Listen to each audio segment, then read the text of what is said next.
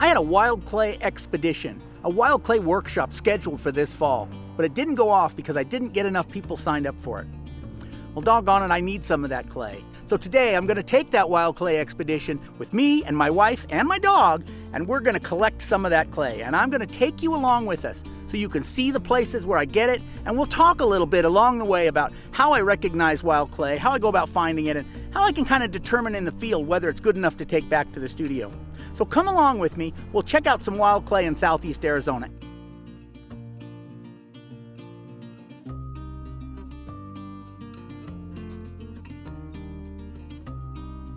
My first stop today is here in the Badlands near Benson, Arizona.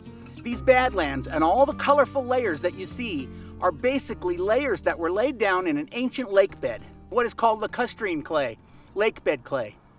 And some of it is good and some of it isn't, but a lot of it is pretty decent clay. So what we can see behind me here, we can see there's some really good kind of reddish brown clay that I've tried. And there's also some really nice kind of greenish gray clay here that's also very nice. And so this is a good example of the kind of stuff you can find here in the Benson area. So you can see this greenish gray material. It breaks into these angular chunks. It has this soft kind of waxy or soap-like texture about it. You can see those angular fragments it breaks into. Those are all good indicators that it's clay. You can see back in here, you see that texture along there? That's all very clay-like. And you learn to recognize the texture of clay when you see it in the wild. Here's the reddish material. Again, you see those angular chunks, that soft soap-like texture.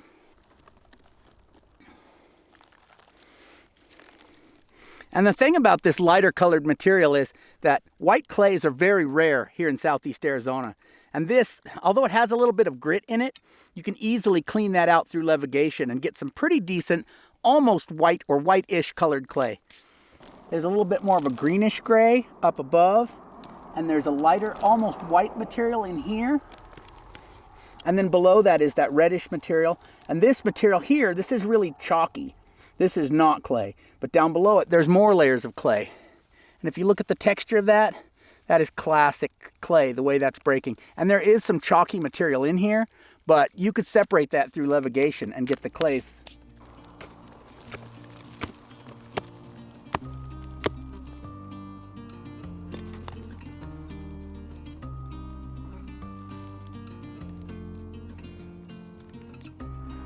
This is the San Pedro Valley that runs through Benson, and this runs all the way across southeastern Arizona. So now I'm going to head farther up the river valley and look for some more of this lacustrine clay before we head farther east.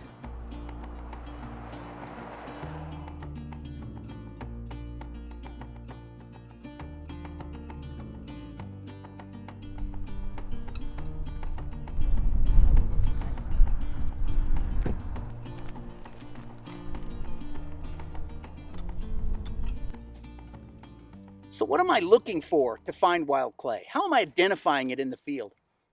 There's certain textures and even colors that are unique to clay. Once you learn what those are and how to look for them and see them, once you learn to notice those, you will be better able to see it in your area. Once you know what wild clay looks like, you'll see it when you're traveling down the highway at 75 miles an hour because your eyes are attuned to it. That's why videos like this are important. Look carefully at the clay I'm showing you, and when I tell you about the crackled texture and the angular chunks and that soft texture, look closely at the video in those points and think about what it is I'm trying to describe, and then you'll be better able to see and recognize clay in your area. This is a great example. If you look at this hillside, you'll see the crackled texture. If you dig into it, you'll see those angular chunks that it's breaking into. Those are great clues. And even the color of this material, as I drive by, speaks to me and says, clay. This is more of that lacustrine formation that's here in the San Pedro Valley. This was laid down under an ancient lake bed. And so there's layers and layers of this stuff around here.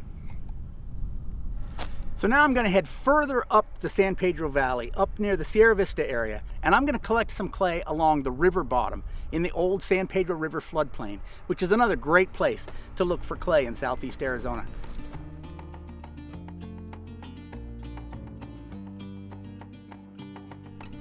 A lot of the floodplain along the San Pedro River is either part of the San Pedro Riparian Conservation Area or it's privately owned. So there's not a lot of places where you can legally get permission to dig clay along the San Pedro River floodplain. But any place the highway crosses that floodplain, there's usually a good wide area where you can get access to that floodplain. And here along Highway 90 is a good place to access that because people pull off and park here in order to go hiking, and so the ground is kind of beat down and there's not so much grass and vegetation growing on the floodplain in this area. Not all of the floodplain is clay though. There's sand and silt and loam out here, but there is a fair amount of clay along this floodplain. I think it's a fair assumption to say that most of the prehistoric pottery made in the San Pedro Valley was probably made with river floodplain clay, because all those big villages were built along or near the river. And those people were out here farming, digging irrigation ditches, and working and playing near the river all the time. So that river floodplain clay was probably the most accessible clay to those ancient people.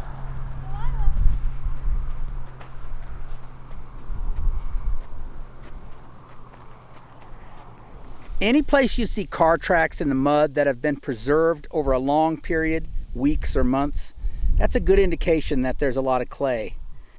Any place you see that crackled bottom of a mud puddle texture, that's a good indication that there's a lot of clay in the soil.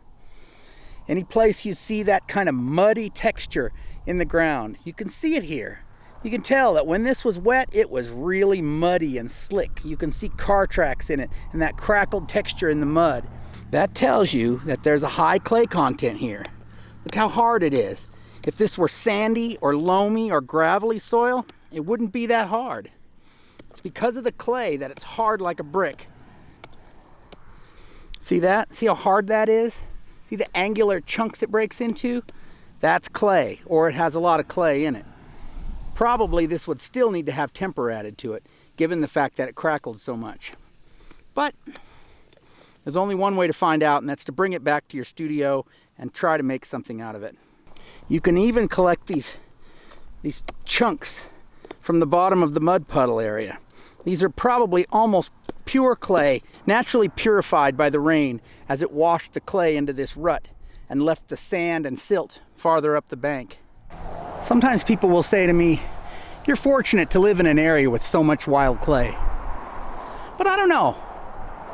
I've traveled around the country quite a bit, and I've lived other places as well. And I don't think this area is especially rich in wild clay. I think it's all a matter of knowing what to look for and knowing where to look. I think that almost any place is as rich in wild clay as southeastern Arizona. Honestly, we have a lot of sand and silt. We have a lot of loam and gravel. We have a lot of terrible quality clay here. But I think also I know what to look for and where to look. So, for example, I find a lot more new clay sources today than I did when I was in my 20s, when I didn't really know what to look for.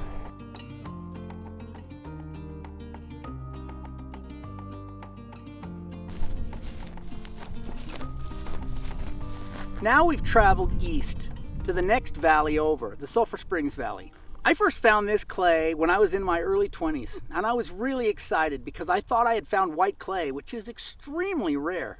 And I made some nice pots out of it, some of which I still have to this day. But then somebody pointed out that this clay was full of caliche. Well, it's easy to test. You just do an acid test, put a little vinegar on it, and if it fizzes, it has caliche or calcium carbonate in it. And this clay is loaded with caliche. That's something you don't want in your pottery because it can cause breaks and spalls and pops, so it can really destroy your pots if you get calcium carbonate in it. Now, the pots I had made with it were just fine because I was firing at a low enough temperature that I wasn't causing this calcium carbonate to turn into calcium oxide. That line is somewhere around 840 degrees Celsius. So, you can use this clay, but you have to keep the firing temperature pretty low. So I had the bright idea, I was just going to take all the caliche out of the clay. So I carefully screened it and levigated it, and I purified it down to just the pure clay. And I learned something. It's not really white clay.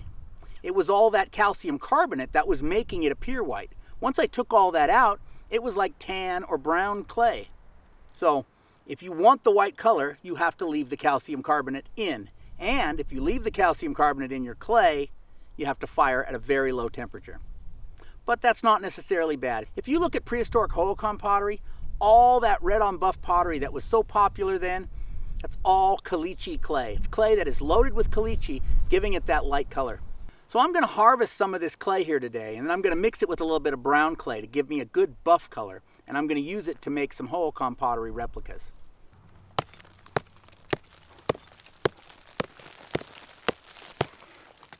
We can see here that this clay has that crackled texture. It has those angular chunks, and it's really hard. Like I said, if a soil has a high percentage of sand or gravel or silt or loam or any of those unclay-like materials, it's going to be a lot looser. It's not going to be quite as hard. Clay has a tendency to dry and compress to a very, very hard substance that those other materials don't.